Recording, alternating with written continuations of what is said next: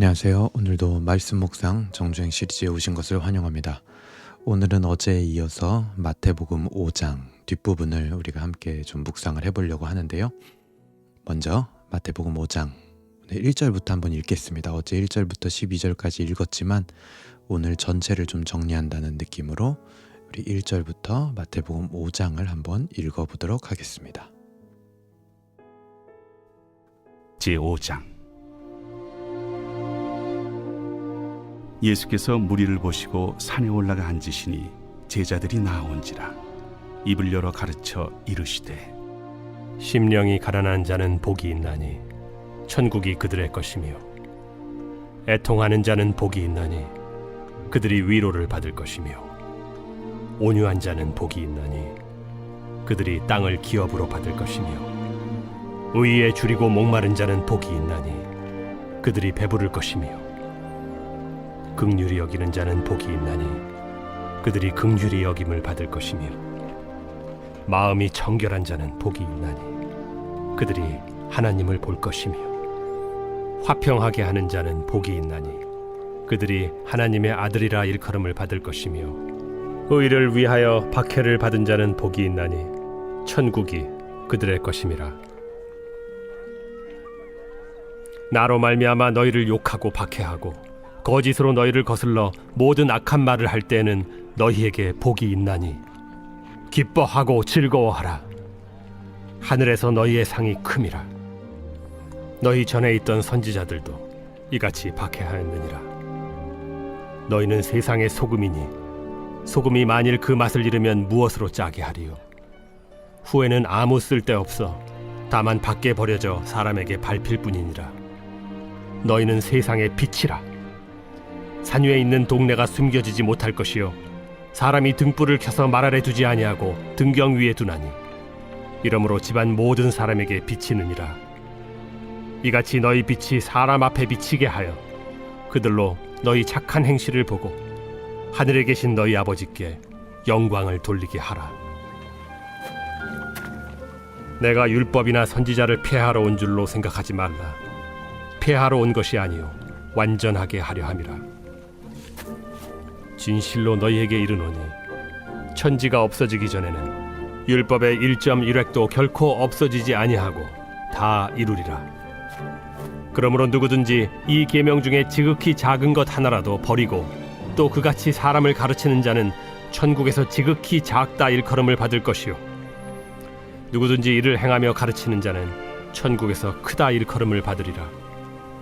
내가 너희에게 이르노니 너희 의의가 서기관과 바리새인보다 더 낫지 못하면 결코 천국에 들어가지 못하리라.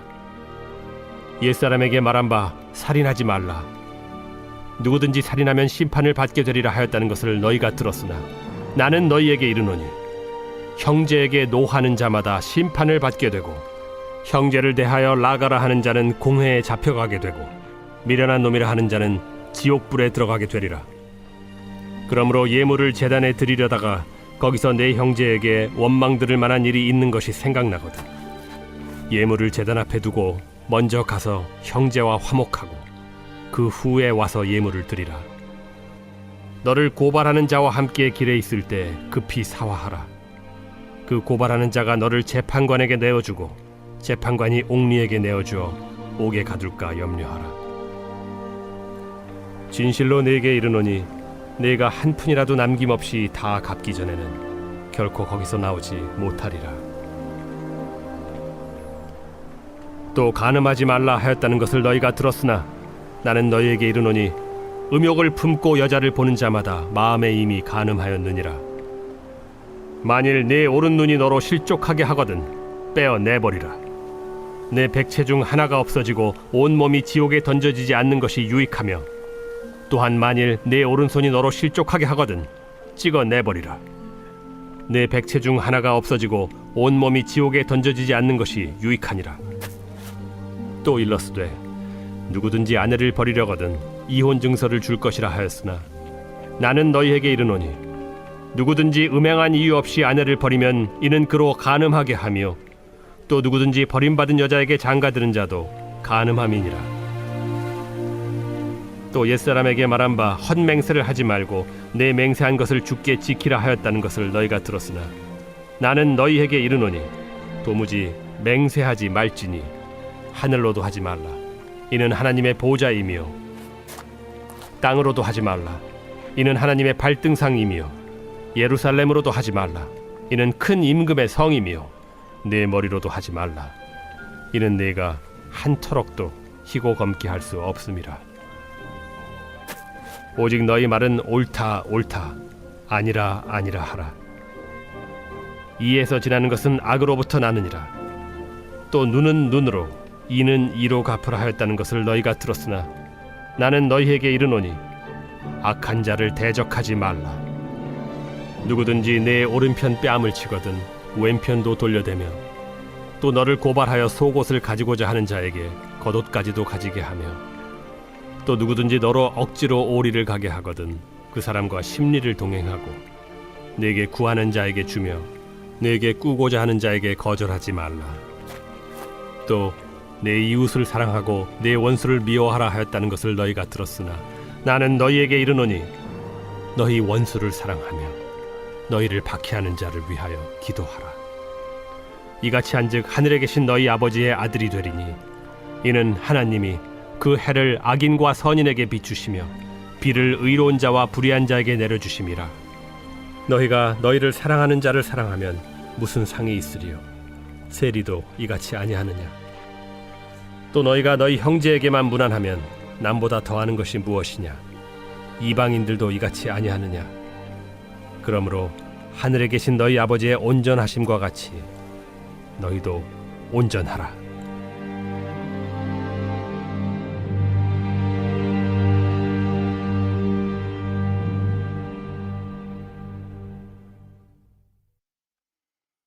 오늘 마태복음 5장은 그야말로 예수님께서 제자들에 대한 가르침을 집대성해 놓은, 정말 응축해서 다 모아놓은 그런 본문이라고 볼 수 있을 것 같습니다. 우리가 어제 봤던 대로 1절부터 12절까지는 이제 팔복에 대한, 복이 있도다, 복 있는 사람에 대한 이제 말씀, 이 복이 있다라는 말씀을 통해서 제자들을 부르시고 오늘 그 말씀을 듣고 있는 우리를 예수님은 초청하셨습니다. 그리고 오늘은 이제 13절부터 예수님께서 그렇게 부른 제자들이 감당해야 하는 사명이 도대체 무엇인지, 그거를 이제 여러 가지 비유로 말씀을 해주시네요. 맨 처음에는 13절입니다. 너희는 이 세상의 소금이니, 이렇게 얘기합니다. 제자의 사명이라는 것은, 예수님을 따르는 제자들의 이 삶이라는 것은 바로 소금과 같은 삶이다. 소금이 된다라는 게 어떤 의미일까요?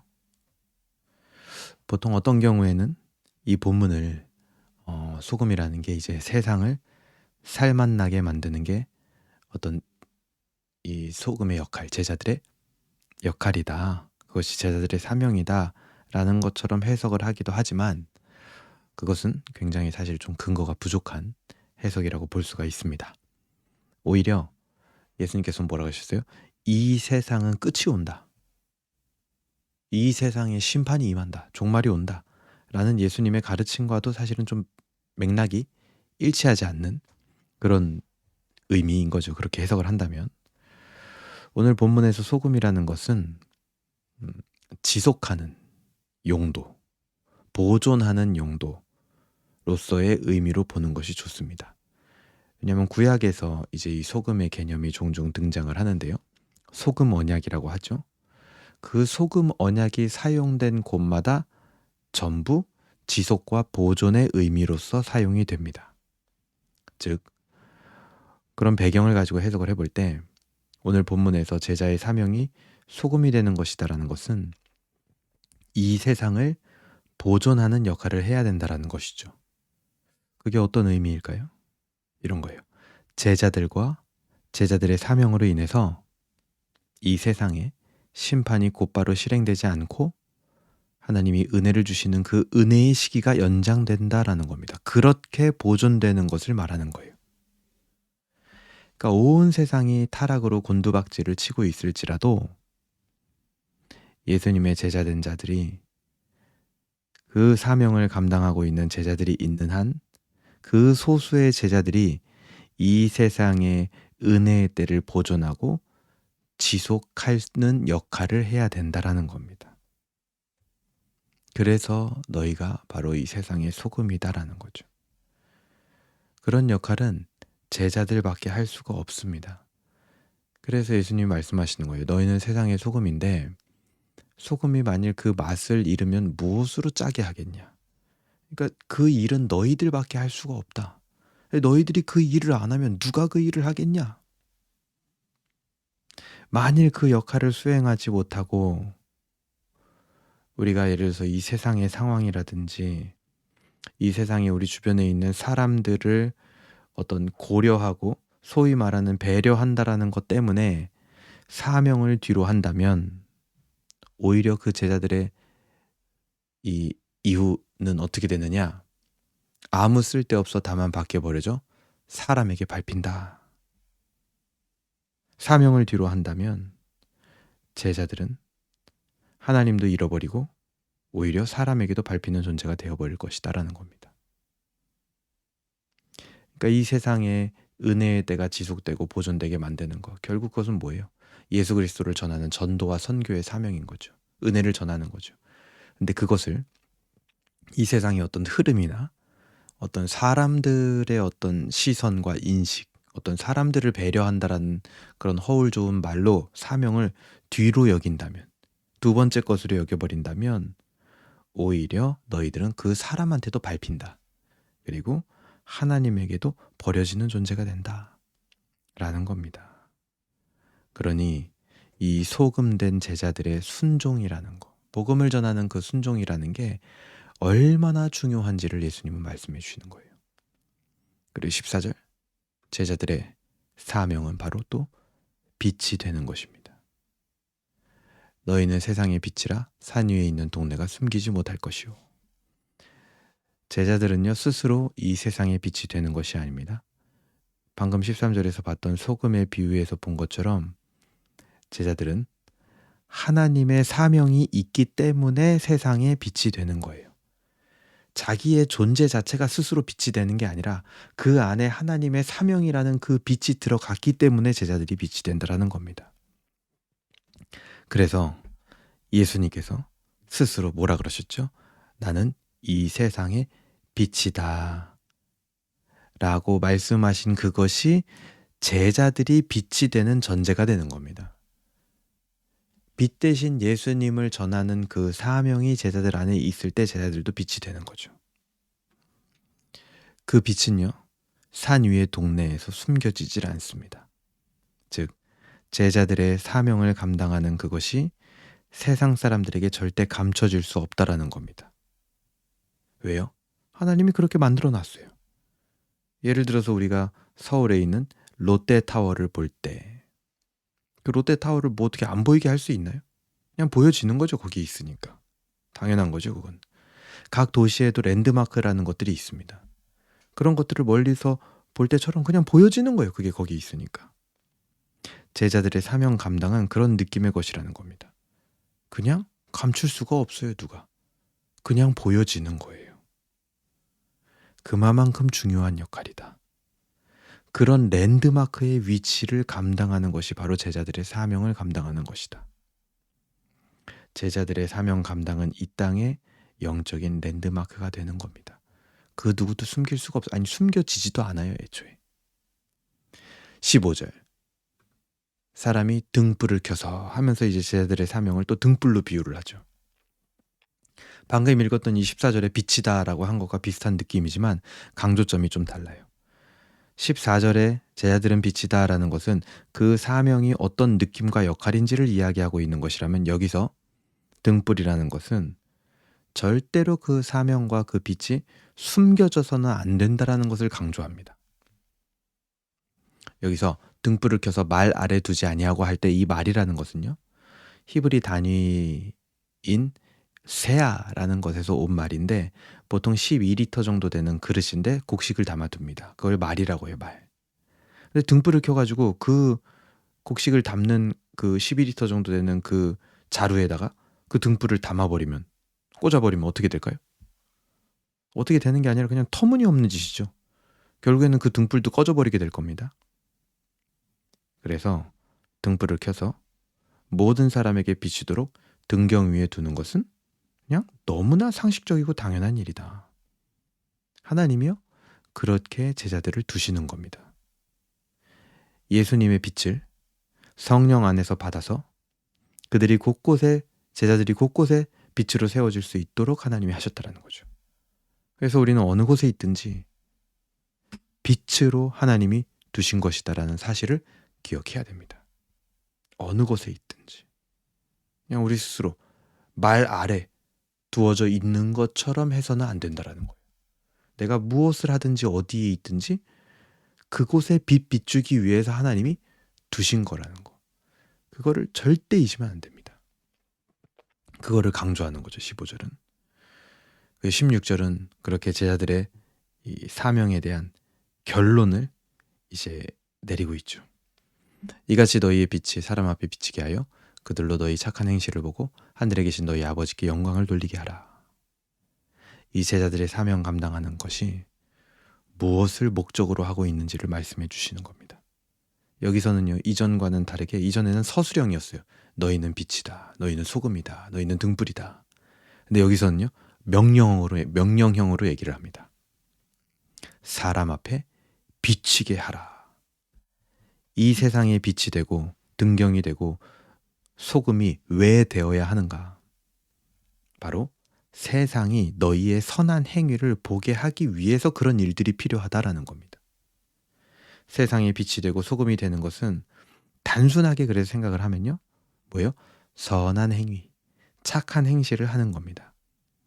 이런 선행은 바로 우리가 앞에서 봤던 것처럼, 팔복 설교에서 봤던 것처럼 은혜와 믿음으로 정말 이미 복받은 자들이 할 수 있는 그런 열매로 나오는 게 선행, 착한 행실입니다.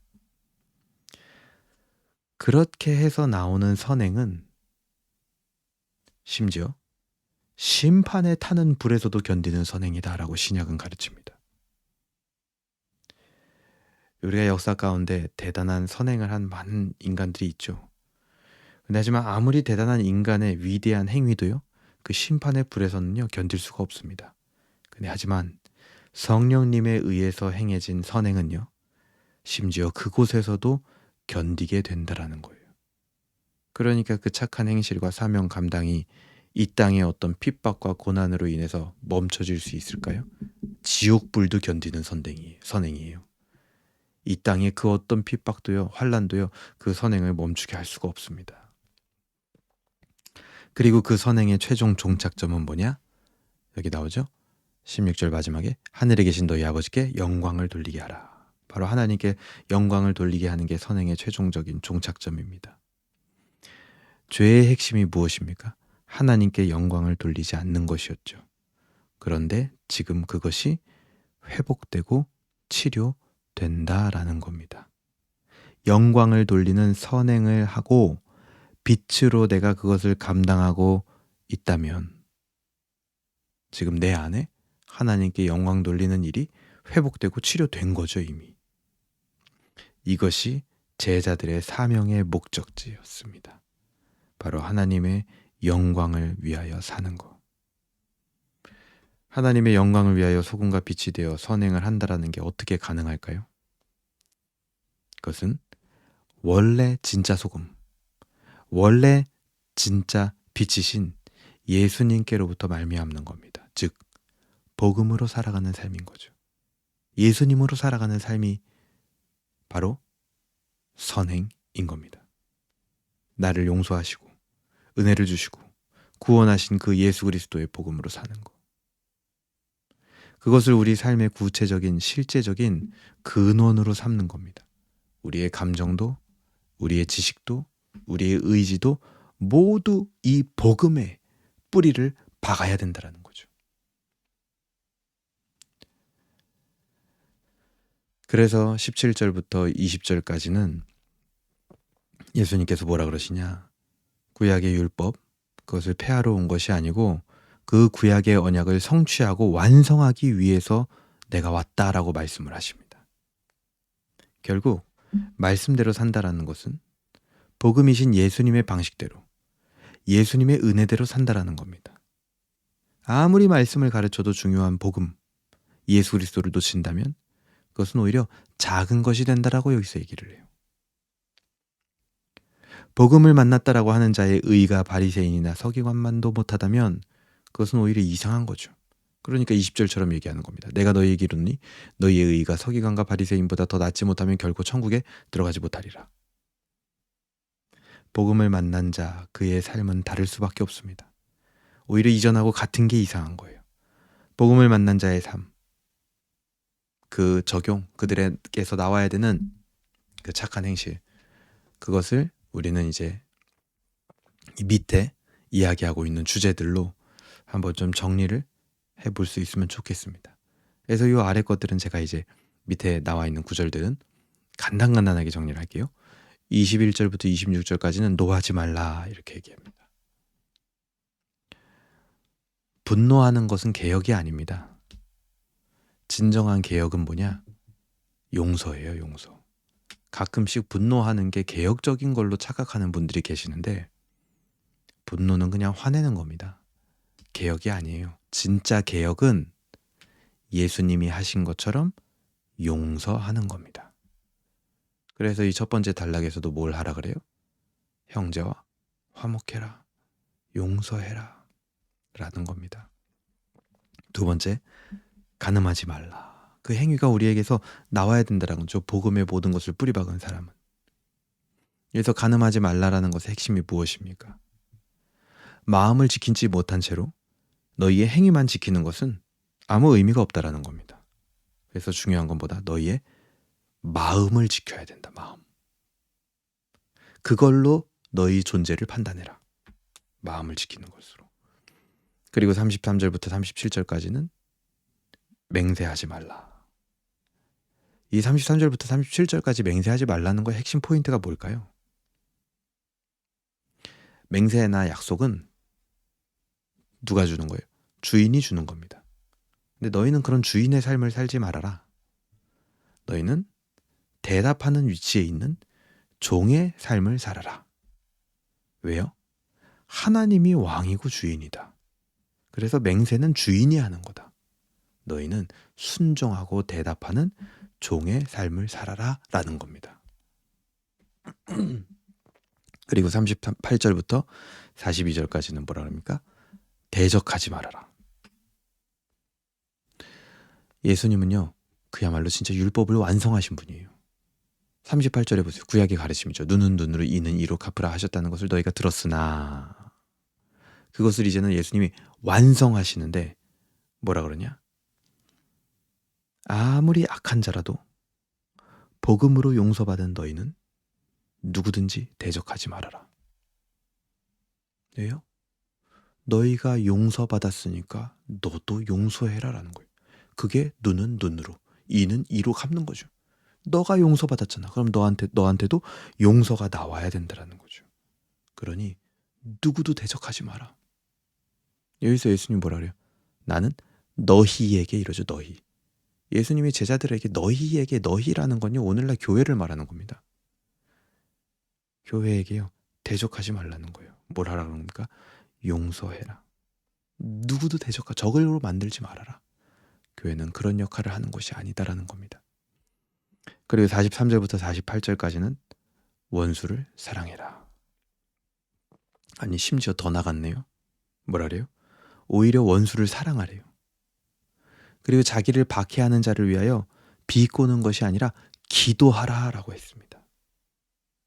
그것이 보다 하나님의 자녀의 행실이다라는 겁니다.